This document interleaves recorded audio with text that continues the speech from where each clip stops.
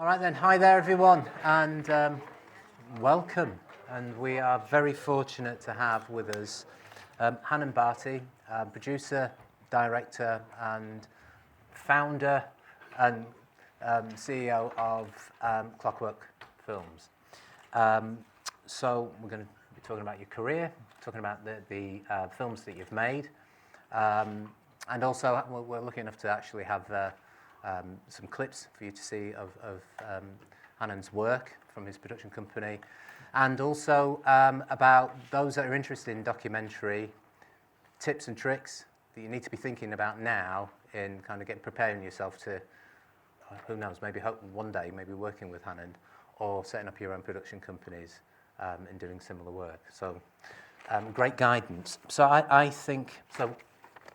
Hello. I'm pleased to meet you. And welcome to our students here at Clockwork. And I think, just for context, if we just start off with your show reel. Have you one? Yeah, cool. Okay.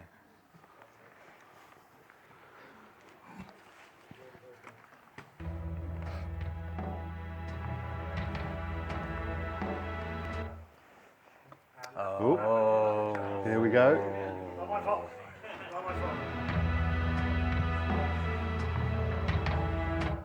Oh. Yeah, let it buffer. Shall I introduce myself while we're waiting for it to buffer a bit? Yeah, let's do it. So hello everyone. I'm Heenan Bhatti. I'm a filmmaker, and I run Clockwork Films, as Ricardo very kindly outlined, which is a recently set up independent company making television programs for all the main broadcasters and so forth. So I'm going to, if we can get it going, I might have to describe what's on it. But basically, I've been making films since my late 20s for the last, probably, I haven't worked it out, crikey. I'm not sure I should say, for 30 odd years probably. But basically, I just enjoy telling stories, really. I think that's why I do it and why I've managed to kind of carry on doing that and so forth. But probably just describe the kind of films. This is quite an early show, really, if we can get it going, of my early work, if you like, and when I first started out and so forth, the first few years.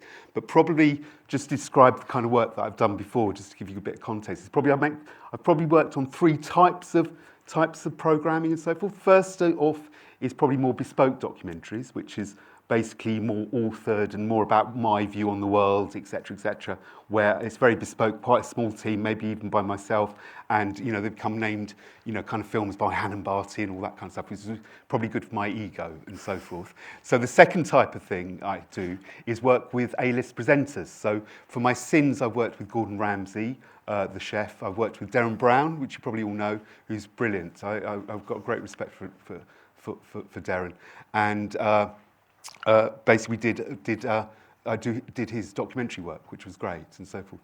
And also I've worked with Tam France. I'm not sure if you know him. He's basically off Netflix, off Queer Eye and so forth. I did a recent BBC Two documentary with him, which was called Beauty and the Bleach, which was about colorism and so forth, which went down a storm, actually. And I think I've never seen anyone so featured in the media as Tan. He's amazing. He got around everywhere to promote the programme. It was enthralling, actually. So that's the second type of work I do, working with celeb presenters or presenters and so forth. And the third type of thing is what's known as a showrunner. I basically do quite big series for broadcasters.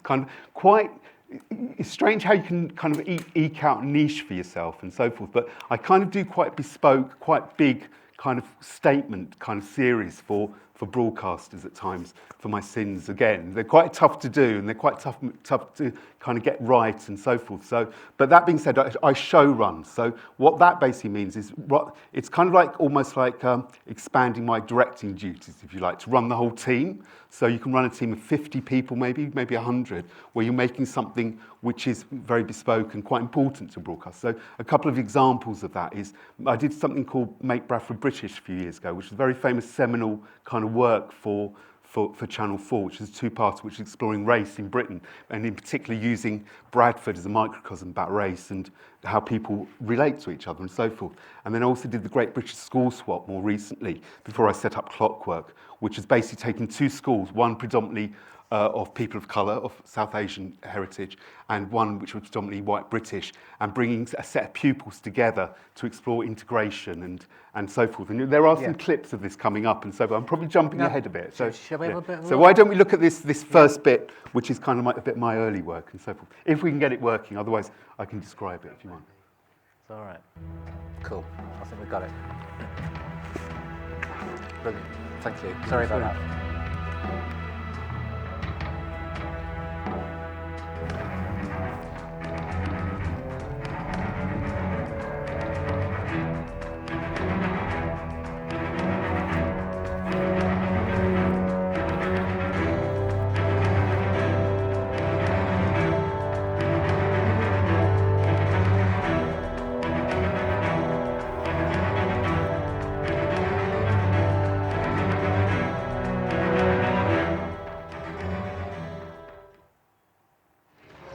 I deeply regret doing what I was sent to prison for.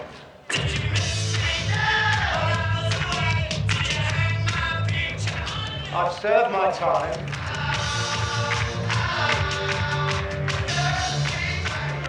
How did Gary Glitter go from this, the glam darling of Top of the Pops, to this, the most famous pervert in Britain?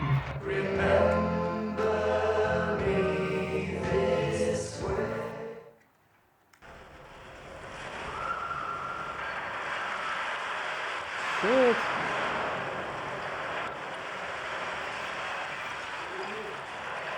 September the 26th, 1997. A major earthquake struck at Italy's richest vein of art treasures. The most notable victim was the Basilica of St. Francis in Assisi. Basically, I started heroin when I was about 15. I was smoking on the floor and I went jacking it up and up, £260 a day.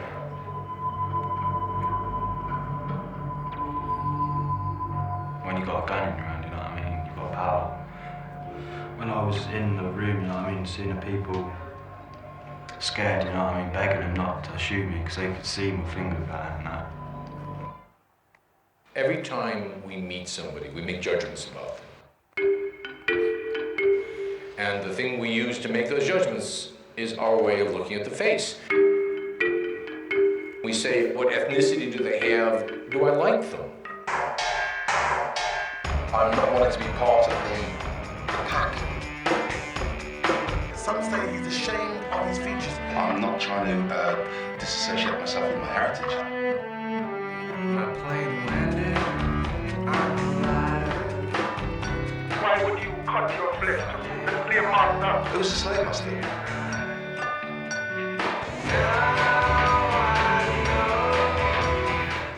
His nose looks smaller, doesn't it?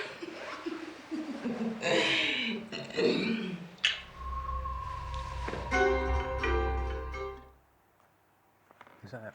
Yeah, fantastic. I'll tell you what, I'm very, of course I'm impressed. You're not a student, you're a proper professional person who knows what they're doing. It's very, to my eye, very cinematic, very filmic. Yeah. Clearly you're not just you're not just making a documentary, but you're also, it comes across very visual. It's like visual storytelling. Yeah. How would you describe yourself? What type of director do you see yourself Well, as? it's interesting because there's loads of different elements that goes to a director and so forth. So number one is how do you want it to look? You know, so I've been very blessed, especially in the early part of my career. I kind of got the opportunity to work with some very, very good, really talented kind of cinematographers and editors. And, I wanted to bring quite a visual style to my direction, really. I always have. And I think that's kind of important because, to be honest about it, why make television if you don't want to make it look good? It's almost as simple as that. But also it's about thinking through a story visually. But I don't storyboard or anything like that. I'm quite improvisational, so I kind of react quite, I take a story and run with it sometimes, and you just follow it and so forth. But what you do to prep it is you really think visually how you're going to tell this story and so forth. So, I've got quite a good eye anyway, but I've always brought quite a a kind of like visual thing, but also quite important to me is what what tone you take with the film as well. Kind of visual, and my films tend to be quite visceral in several ways. I mean, visually and how we cut it, you can kind of see the cutting style. They're quite, these were made quite a while ago, but they kind of stand the test of time, which interests me. Do you know, they still feel quite modern, quite Netflixy at times, and so forth. So that's quite important to me to. Back when they were made, they felt very fresh, and so forth. So that kind of, but also the tone that I bring and the viscera, if you like, is very important to me, kind of a film. Because the thing is that, I think what distinguishes a director from a filmmaker is the fact that I want to tell the story to the audience, and I want them to feel something, I want them to think something, and it's quite it's completely manipulative, and I don't see anything wrong with that. I think that's exactly your job as a filmmaker, is to guide your audience through a story. Yeah. And however I want to do that, I want to make them laugh, I want to make them cry, I want to make them think. So tonally and intellectually, I want to have a certain thing to the narrative, but also I want them to kind of almost enjoy it visually. I want it to be something that kind of feels quite special when you watch it. Now, is that something that's developed, that awareness, has that developed over time? Or from the get-go, were you very much aware? No, I took that perspective right from the first film I ever directed. Right. The first 1 hour I ever did, I was quite lucky in many ways, because I got to work on quite a lot of current affairs very early in my career as a director. Mm-hmm. So basically, there was a guy called David Lloyd, who I've always been eternally grateful for, actually. So for about 2 to 3 years, he kind of just moved me on from film to film to film, and so forth. One of which is one that I did in Leeds a while ago. Who's,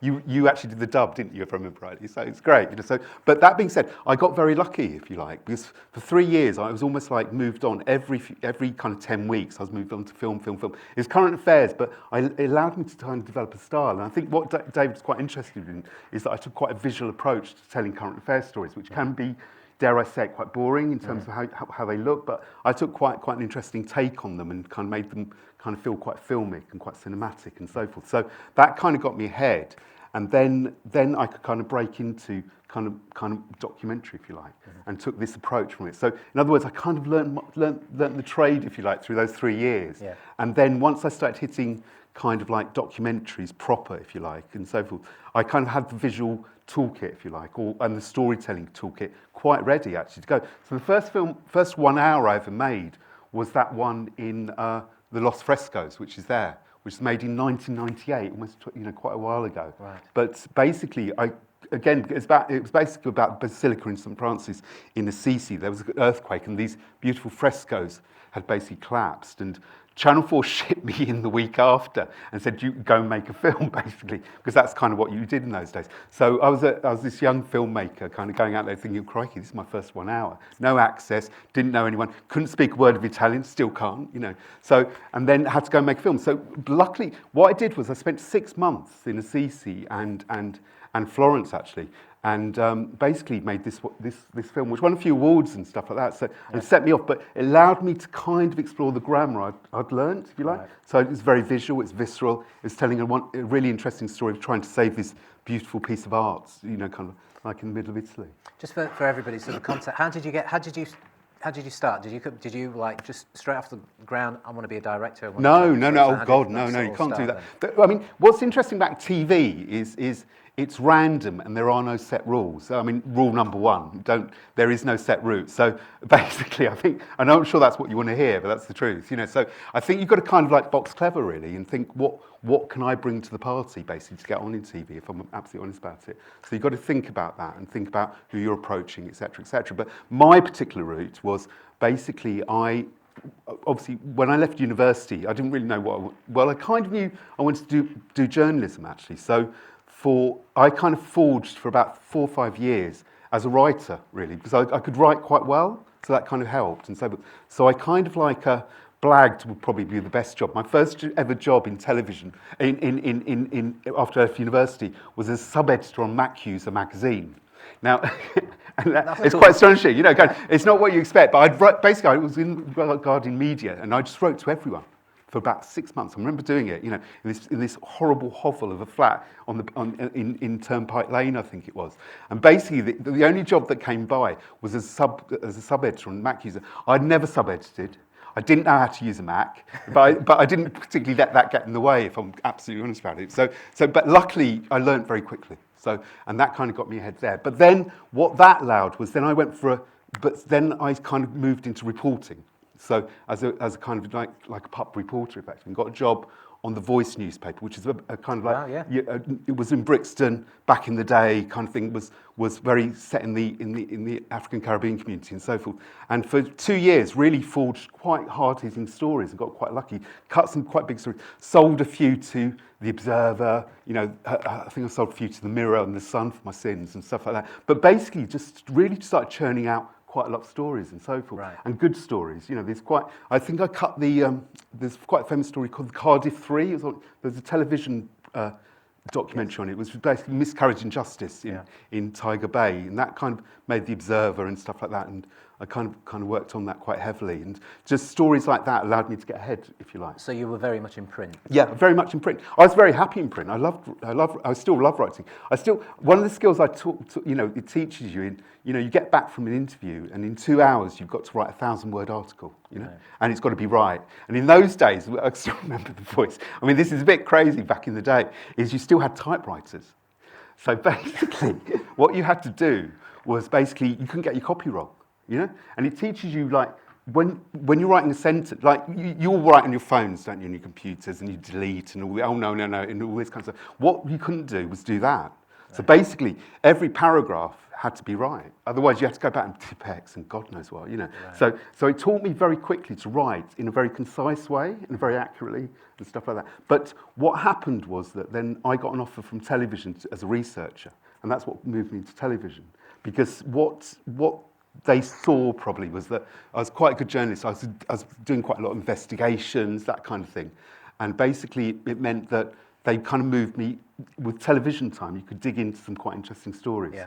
So that moved me into basically a research job into television, which I kind of missed the print and the buzz of it and all that kind of stuff. But what I really enjoyed about television, it gave me time suddenly, because rather than having to, go out in the morning, get the story, come back, write it, the editor shouts at you a bit until you get the copy in and stuff like that. You suddenly have 4 weeks or 6 weeks to actually research a story or a documentary in those days and so forth. So that gradually moved me into television.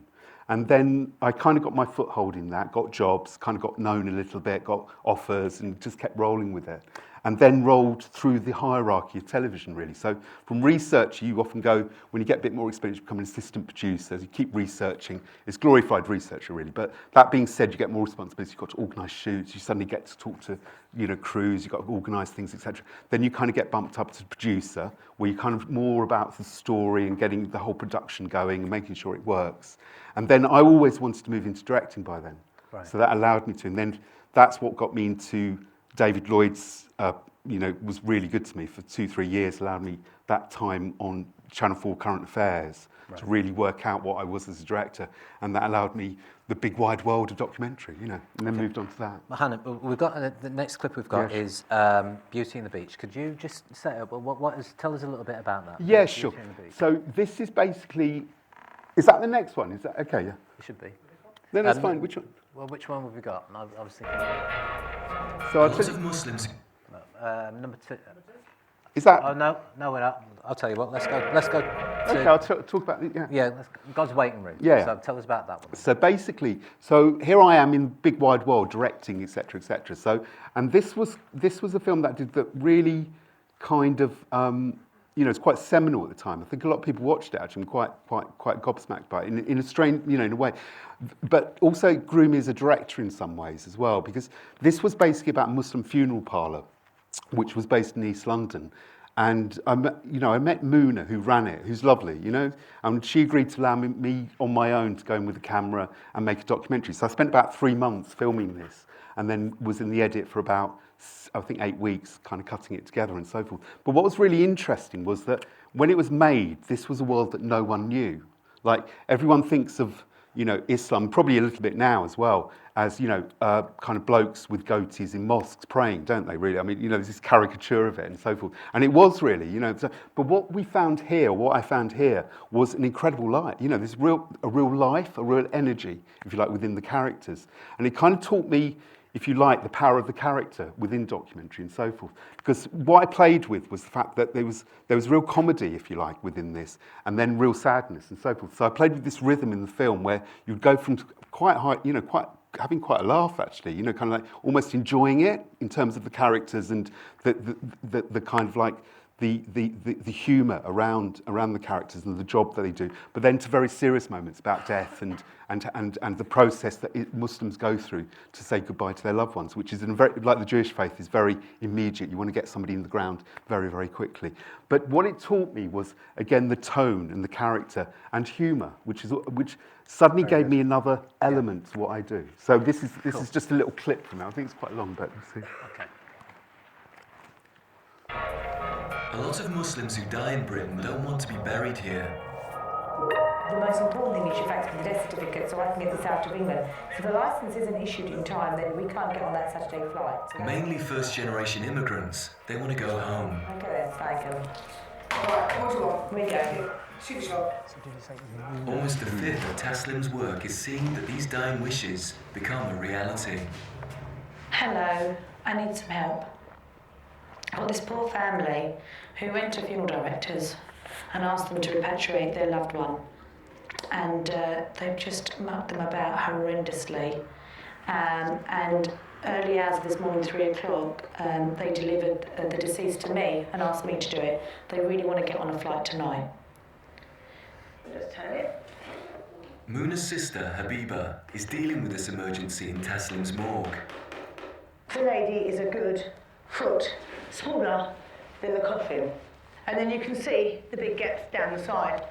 It's not a comfortable way for a deceased person to travel. It should be a much smaller coffin. Not that the lady should be snug against it and crammed in, but you should be just there.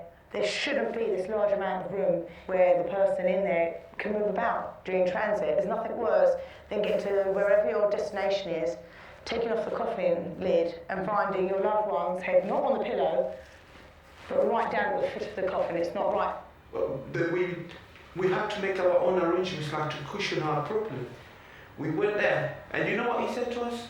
Call home, get someone to bring some pillows. And we looked at each other. Do you know what the biggest problem with this country in terms of funeral directing, and it's something that we've spoken to other funeral directors about, is there's no actual board that controls who becomes a funeral director. That's why you hear horror stories of people collecting in halal meat vans from hospitals and things like that. Funeral service, Assalamu alaikum. Hold up just 1 second. How tall is she exactly?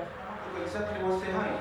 This family have had a nightmare. They think she's 5'2", so if you've got 5'4", you can sing for me now. As quick as you possibly can. Yeah, 5'4", yeah? Lovely. All right, thank you. Bye. I know it's pushing us on time. Just change the coffin because I don't want you to have any more problems. So what I need you to do is this, Beaver. They are zinking up for me at 5'4" now. Be ready in 45 minutes. With Deaf. And Deaf and Jane. This is like tonight, 8 o'clock tonight. So we need to get the body there by 3 o'clock.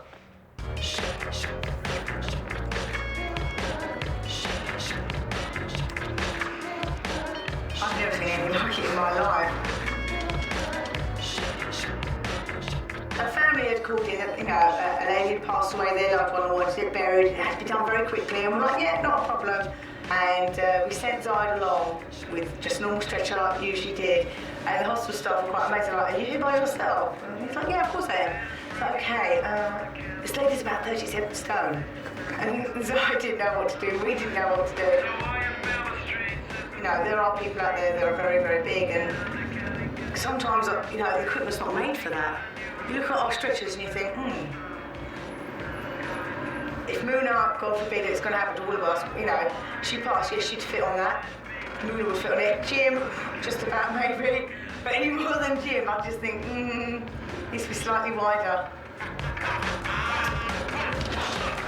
Let's go.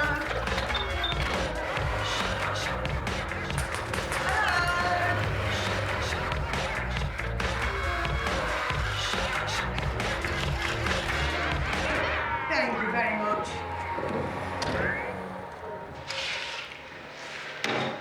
With this coffin, you get an inner lid here, which has a faceplate. So that will go in first, and this will be sealed to that edge with a glue gun, so it's thermostatically sealed, and then this will be placed on top of it and screwed down.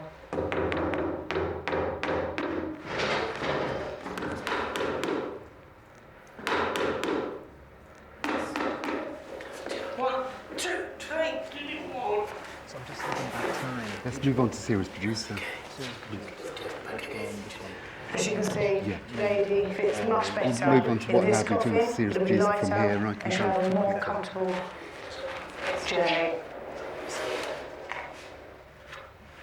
I think the family should definitely Do you want to tee this clip look up? to make a complaint. I've told them to collect the coffin, to Yeah, take the coffin do back that to one. this That one. Yeah, supposed I'll gentleman talk about who runs series the funeral producer. service out of his electrical shop.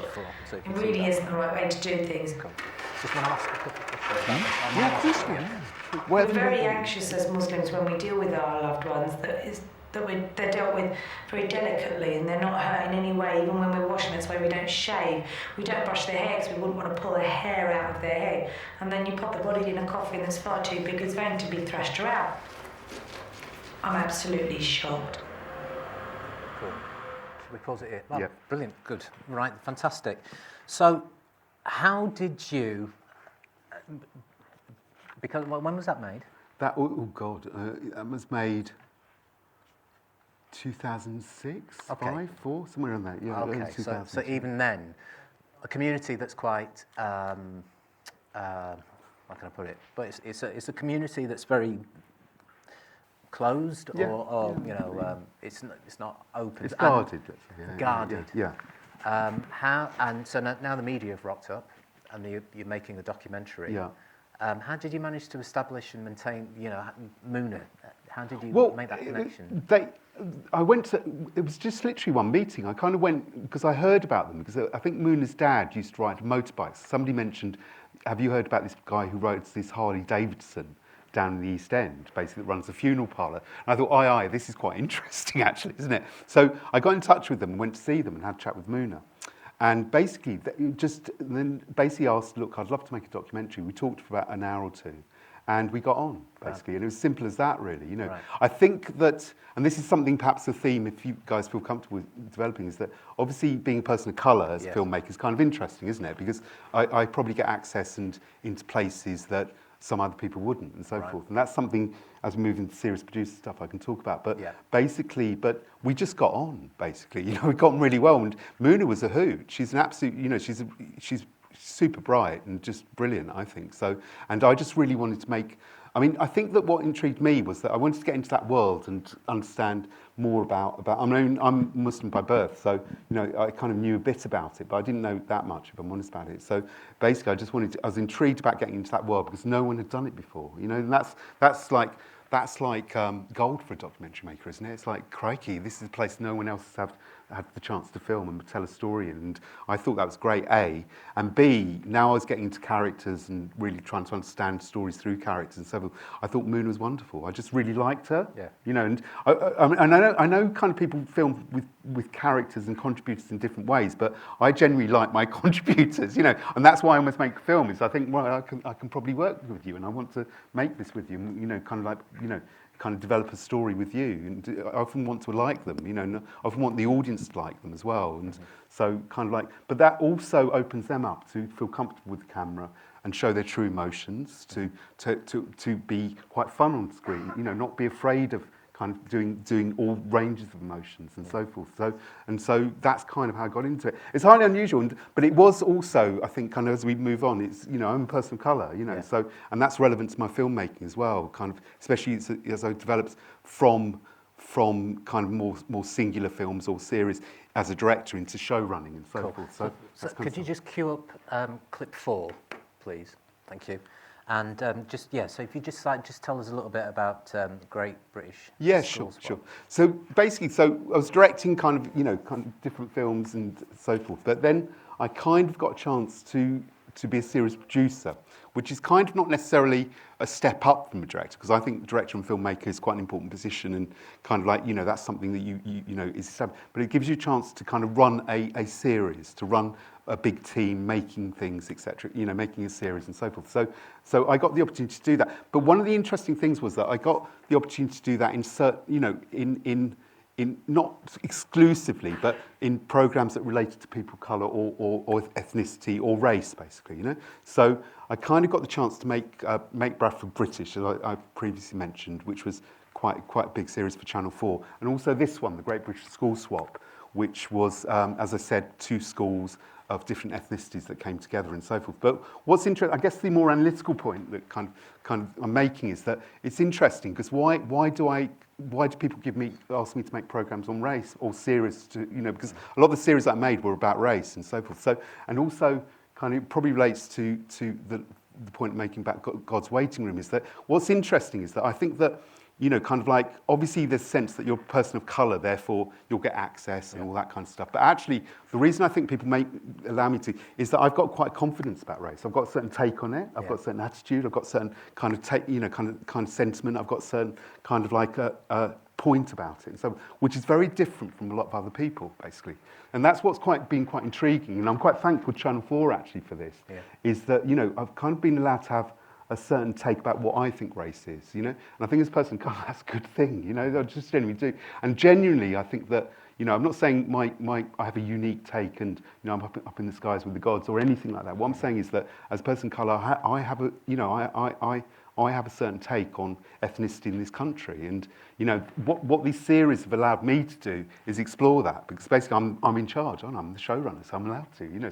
So, but basically what that means is that, dare I say it, I'd probably make, you know, I make a series about race with a certain confidence that basically allows us to explore edges of race and humour and different tones of filmmaking and different kind of takes on things and comedy even, you know, and emotion, you know, high emotion and so forth, which I think that I feel very confident with as a person of colour, because I think that that's what the debate needs to be in this country and so forth, which, dare I say it, somebody else wouldn't. A person, let's say a white person and so forth, might feel a bit afraid of the stuff that I want to explore and so forth. But I do take it there, and I guess that's why Channel 4 sometimes asks me to come back and do these type of things and so forth, which is very nice of them.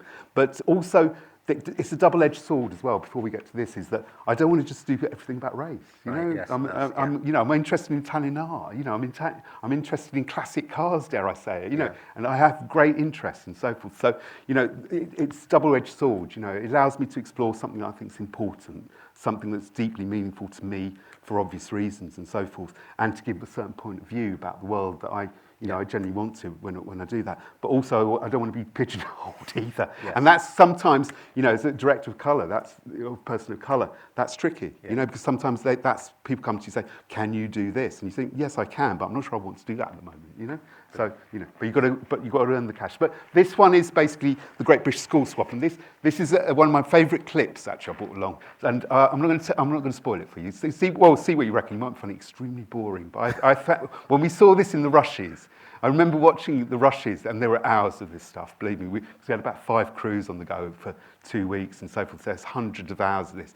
But it's weird, you know, because you're watching it, you're falling asleep a little bit. You think, oh my God, I've got to watch another hour of this. But I remember seeing this, and it just poked out. You thought, this is gold, you know, so to speak, because it's just wonderful. But basically, what this is basically the families, basically, the 2 schools, so the families invited each other for a meal and so forth. And this is one of the families from Tamworth, who were the white school, the white British school, who were kind of going to play host to a Muslim family.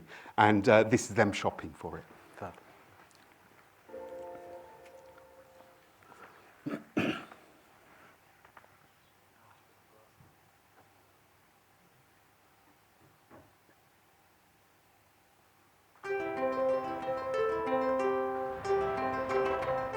As part of the exchange, parents have agreed to visit each other's homes.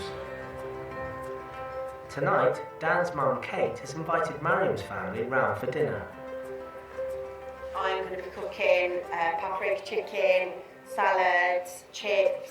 What I need to know is whether they do halal meat. Do you know what halal meat is? Yeah, it's the chicken that's been...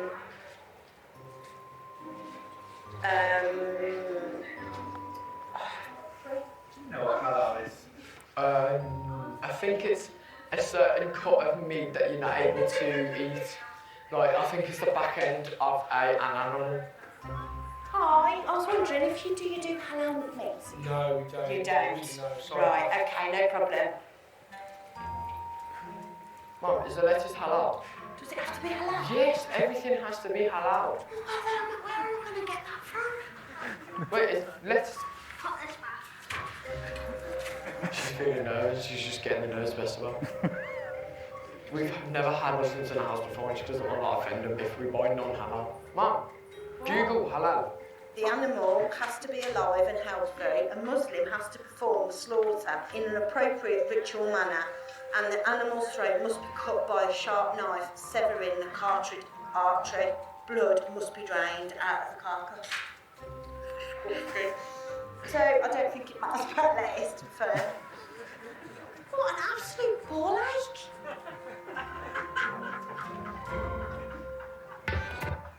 Very good. Very good. So who were you filming that? No. I had a team out filming. I was show running. So basically, I think we had about kind of like 5 camera crews out at any one time, kind of filming this with different families and different individuals and so forth. But you can see what's great about that, really, can't you? I mean, the thing is that humour is a great thing. I think because you're all laughing, but you kind of get the point, at the same time. And in many ways, kind of as I said.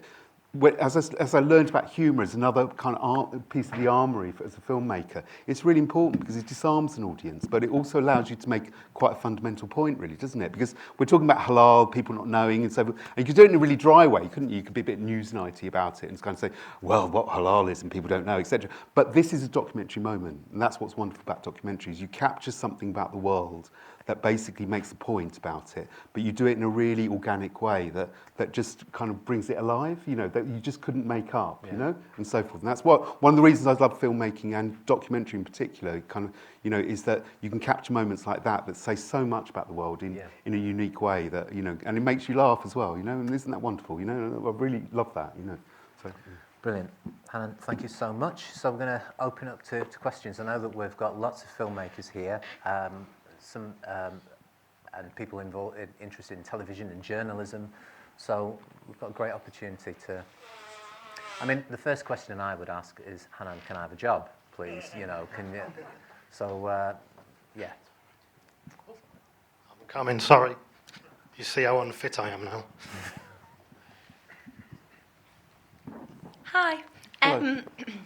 So I just wanted to know, do you advise that you specialise in a certain type of TV, like drama or factual? Can you do both, or would you recommend specialising in one of them? My advice would be to specialise, actually, if I'm honest about it. I mean, I think that, when people are interviewing people and they've chopped and changed and stuff like that, you do scratch your head a bit afterwards and think, well, what do they really want to do? And they're, because the thing is, ultimately, if you put yourself in the employer's position, if you like, is that you want somebody who's going to really go for it, aren't you? That's really dedicated and kind of want to, push it along a bit, etc., etc. So if you interview somebody that's done a bit of drama, a bit of this, bit of that, and you ask them, well, what do you want to do? And they say, I'm not sure. You're not sure about hiring them, basically. So, and what often happens is you do find people start, that get into TV, for instance, and so forth, and they start forging away. There are clean lines, people tend to just kind of roll with the position they've started with, or the genre, if you like, and then work their way through. And that's also subgenres of factual. There's fact 10, there's reality, there's this, there's that, documentary, etc. And that tends to happen as well. And different genres get suspicious. I'm being pretty honest here. I'm not sure I should. It's been filmed and all this kind of stuff. But I think different genres get suspicious, basically, of people that jump around a bit and so forth. So my advice would be think really carefully. But sometimes it's not that simple. Do you know what I mean? As I said, for 6 months I sat in that poky little flat writing a lot of kind of applications, and you take what you got and make it work, And that's often the way to start. Is just make it work, And I know that sounds awful, and but it's that's the world and that's television, So it's about really kind of doing your best in each job. I mean, even now, I've made loads of films and stuff, and I run a company, and which I'm really committed to actually. But even now, even as director, I remember finishing. I think Tam France, the last doc I kind of directed, and which Clockwork was made in association with a different company, another company. But that being said, even after that, as a director, you're thinking you're only good as your last gig. Even now, I think that, and I think that it's worth thinking about that, because television doesn't handle fragility very well, if that makes sense. So I think you just got to be tough and just focused and just get on and really make what you get in front of you. If you get the job, make it work. That's the thing. I really believe that, because what's the point otherwise? And look at that as a stepping block, etc., etc. And yeah, I mean, you're only good as your last gig. That's the way I look at it.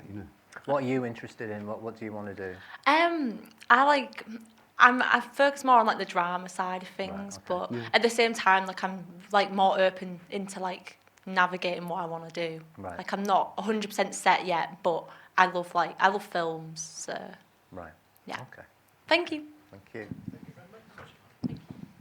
Just pass it to Grace. Cool. Hello, I was wondering why you decided to make your own little production company. Like, what was the inspiration to kind of expand and create your own little... Yeah, sure. I mean, again, I guess the adage here, that I'm going to kind of contextualise, dare I say, use that word, is basically television never goes to plan, or how you plan it, if I'm honest about it. It's kind of, you can set a plan, but it kind of often deviates. So basically, I'm sitting there, I'd finished a BBC series on wrestling in Norfolk, kind of thing. So I've just finished that, and I was quite tired, and I was thinking, but I live in Leeds, so, COVID had just begun, so that all the lockdowns and so forth in 2020. And I thought it was a good time to set up a company for ideas, actually, because Channel 4 in town, they've set up regionally, and I've got relationship. I've made series, programs, etc., films for Channel 4. So I thought that I'd set up a little indie and think, basically use the time during lockdown when no one was working, do a bit of the gardening and do some ideas, basically. So, but then what happens, and this is where television never goes to plan, and is that we got a commission. Basically, on the first day, I don't think we were even open for business, actually. But basically, I often say the first day, but I'm not sure it really was. But basically, we got a commission, which was a series of short films for Channel 4 called Ramadan in Lockdown, which was basically following a month of Ramadan during lockdown, the first lockdown. So there I am sitting there, because basically I didn't really have any infrastructure. We couldn't get into an office or anything like that. So basically, we got this. I got this commission and so forth, and I had to work it out very, very quickly because Ramadan was just beginning as well. So there wasn't much time. So basically, I pulled a team together, and we decided to film everything on a phone. We got a Dropbox link where everyone sent us the footage and so forth, and then we got rolling. Made a wonderful, something I'm incredibly proud of, actually, because it made all with user-generated footage, and it had a real life. We made 5-minute films. And over the month of Ramadan, they went out during the last month, and we just got some wonderful, wonderful characters basically filming their take or their journey through Ramadan or incidents or et cetera, et cetera. And it's an incredibly lively series, So Channel 4 put it out at 11 o'clock, and since it's been filmed, I'm not going to comment on that. But the thing is, it basically got wonderful viewing figures. Suddenly, I was thinking, crikey, this is doing well. It suddenly got, everyone loved it, Channel 4 included and so forth. And it won a few prizes subsequently. It won the Sanford St Martin's Trust Award, which is like the BAFTAs of religious programming and so forth. Yeah. So suddenly, we're up and running as a company. So then we start rolling. So then we get another commission. We get a 90-minuter from Channel 5, the Yorkshire Rippers' New Victims, which I directed, actually. But basically, that did very well. It's a 90-minuter. We made it in quite a Netflixy style, quite modern. It's kind of, wonderful. Really important to me that it gave a voice to people that never had a voice. These are the forgotten victims of the Yorkshire Ripper. So basically, it became, it's done without commentary. It's done in this quite stylish way. Again, it won a couple of RTSs a few weeks ago in the Yorkshire Awards. So again, so we're rolling. We're thinking, crikey, we're doing this. Then we got a BBC Three film, and suddenly we're generating into a company. So and then it started building, mushrooming into. Presently, we've got a 10-part series for UK TV. We've got a single, quite a nice blue chip documentary series, single for Channel 4, and we're doing another BBC Three film and so forth. And we've got a couple of things in development. So suddenly the company mushroomed, but that wasn't the plan. That's my point, So it's kind of gone somewhere where you weren't quite expecting it in a really surprisingly wonderful way. We worked hard. We have a small team at Clockwork, but I'm really proud of them, and I'm really proud of where the company is really. So, but honestly, television doesn't necessarily go to plan. So don't worry if it goes left and right and all this kind of stuff, because often it's the way. Unfortunately, we've run out of time. Yeah, of course. no. Yes, apologies. You're kidding. Are you happy to... well, those that want to... I'm staying, so if you want to stay, because I've got loads of questions left. I mean, if you've got other things that you need to do, then... Well, at 4 o'clock, we have legendary DJ Graham Park in here. Oh, do we? Yeah. Oh, that's a shame. Okay. That was a very unsubtle hint, wasn't it? Everybody come back at 4 o'clock. Right. So can we have a big round of applause, please? I think that was a brilliant session.